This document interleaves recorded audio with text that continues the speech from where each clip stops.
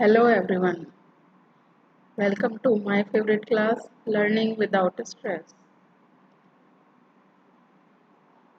तो आज हम water relations of plant cell से रिलेटेड कुछ प्रॉब्लम्स सॉल्व करेंगे और पार्ट सेकंड में हम गुडनेस ऑफ लाइफ के बारे में बात करेंगे।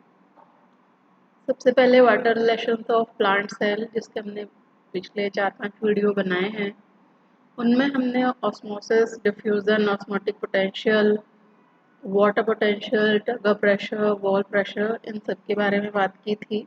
आज उससे ही रिलेटेड हम कुछ क्वेश्चंस सॉल्व करेंगे। तो जो लास्ट वीडियोस हैं इनमें हमने देखा कि DPD equal to OP minus TP. DPD is diffusion pressure deficit, psi is water potential, psi is equal to solute potential plus pressure potential। तो ये दो मेन फार्मूला हैं जिससे हम ये प्रॉब्लम सॉल्व करेंगे। ये सेल से रिलेटेड है।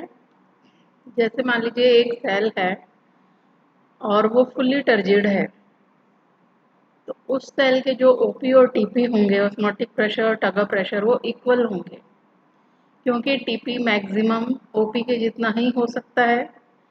तो हम जैसे फॉर एग्जांपल देखें, ओपी और टीपी अगर 10 है तो हम डीपीडी निकालें। डीपीडी क्या होगा? डीपीडी सेल की वो कैपेबिलिटी है या एब्जॉर्प्शन पावर है जो वाटर को एब्जॉर्ब करेगी। तो डीपीडी जब ओपी और टीपी इक्वल होगा तो 10 माइनस 10 इक्वल टू 0 आ जाएगा। 0 डीपीडी का मतलब है कि वो सेल और वाटर एब्जॉर्ब नहीं करेगी और वो फुली टर्जिड स्टेट में उससे ज़्यादा वो वाटर एब्जॉर्ब करेगी तो वो बस्ट ही हो जाएगी। तो यहाँ पर ओपी और टीपी इक्वल होंगे, डीपीडी 0 होगा, सेल और वाटर एब्जॉर्ब नहीं करेगी। वाटर पोटेंशियल के पॉइंट ऑफ व्यू से हम देखें तो वाटर पोटेंशियल भी solute potential plus pressure potential. अब यहाँ पे जो सॉल्यूट पोटेंशियल है उसकी नेगेटिव वैल्यू होती है तो -10 हो जाएगी। ओपी के इक्वल होती है लेकिन नेगेटिव है तो 10 तो होगी लेकिन -10 होगी, तो -10 + 10 इक्वल टू 0। वाटर पोटेंशियल भी 0 आ रहा है, इसका मतलब वो सेल वाटर एब्जॉर्ब नहीं करेगी, वो फुली टर्जिड स्टेट में है। अगर ऐसी सेल को हम हाइपरटोनिक सॉल्यूशन के अंदर रख दें, यानी हाई कंसंट्रेशन वाले सॉल्यूशन के अंदर रख दें, तो जो सेल के अंदर का लिक्विड है उसकी कंसंट्रेशन कम है, वह अपनी हाई कंसंट्रेशन से लो कंसंट्रेशन की तरफ जाएगा। इसका क्या मतलब है कि एक्सोऑस्मोसिस होगा।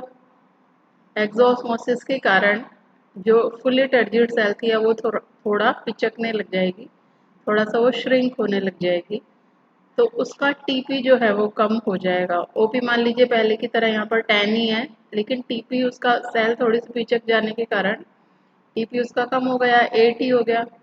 तो डीपीडी यहाँ पर कितना आ गया? 10 - 8 इज इक्वल टू 2।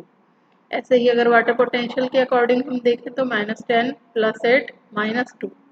तो ये सेल जो है ये वाटर को थोड़ा एब्जॉर्ब करेगी जितना उसके टीपी में कमी आई है। अब लगातार अगर हम इस सेल को हाइपरटोनिक सॉल्यूशन में रखेंगे तो एक्सोऑस्मोसिस होता रहेगा और सेल में पानी की कमी या जो भी लिक्विड है वो बाहर उसका जाता रहेगा। तो यहाँ पर टीपी एक टाइम पे क्या होगा, टर्जिडिटी पूरी लॉस्ट हो जाएगी, सेल की पूरी लॉस हो जाएगी और टीपी 0 हो जाएगा, बिल्कुल टर्जिडिटी बचेगी ही नहीं। तो ओपी माइनस टीपी 10 - 0, तो यहाँ पर 10 डीपीडी है यानी कि ये और ज़्यादा पानी एब्जॉर्ब करेगी। इसी तरीके से वाटर पोटेंशियल के अकॉर्डिंग -10 + 0 इज इक्वल टू -10। तो ये पार्शियली जो टर्जिड सेल थी उससे कहीं ज़्यादा ये वाटर एब्जॉर्ब करेगी। फिर भी अगर हम इसको लगातार लंबे समय तक रख देंगे इस सेल को हाइपरटोनिक सॉल्यूशन के अंदर, तो ये जो साइटोप्लाज्म है उसका पूरा श्रिंक होने लग जाएगा और सेल वॉल से सेपरेट होकर के वो सेल में अंदर एक कोने में इकट्ठा हो जाएगा। तो यहाँ पर तो टीपी आप समझ लीजिए कि अगर प्रेशर है लॉस होने की वजह यहाँ पे नेगेटिव ही हो गया है, 0 से भी ज़्यादा। तो -4 अगर हम मान लें कि टीपी हो गया है और ओपी 10 ही है तो -10 - -4 माइनस माइनस प्लस हो जाएगा 14, यानी कि इसकी सक्शन प्रेशर या डीपीडी जो है एब्जॉर्प्शन वाटर को करने की और भी ज़्यादा इसके अंदर क्षमता हो जाएगी और ये बहुत काफ़ी पानी एब्जॉर्ब कर लेगी। इसी तरीके से वाटर पोटेंशियल के according solute potential plus pressure potential, solute potential पहले से ही नेगेटिव होता है -10 -4 दोनों ऐड हो जाएंगे -14। तो ये काफ़ी ज़्यादा पानी को एब्जॉर्ब करेगी फ्लैसिड सेल से अगर हम कंपेयर करें तो इस तरीके के क्वेश्चन सॉल्व करने में ये DPD equal to OP minus TP और psi equal to psi S plus psi P, ये काफ़ी इंपॉर्टेंट फार्मूला है। हमको याद रखना है कि जो सॉल्यूट पोटेंशियल है वो नेगेटिव होता है ओपी के, ये बात हमेशा याद रखनी है। तो ये हमारे कुछ प्रॉब्लम्स हैं, ये हमने डिस्कस की हैं।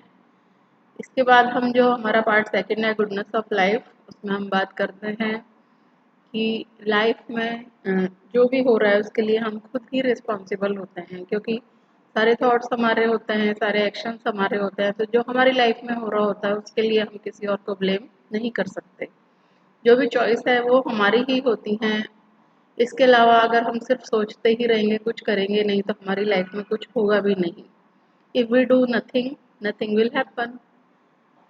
तो केवल सोचना ही काफ़ी नहीं होता, काम करना भी ज़रूरी है, एक्शंस लेना भी ज़रूरी होता है। कुछ बड़ा सोचें और उसको करने के लिए तैयार हो जाएं। So be ready to do something big and keep smiling, keep it in mind, studies to evolve us, not to destroy us. And this is the information about coaching and tuitions. Feel free to contact us. Thank you so much for your precious time.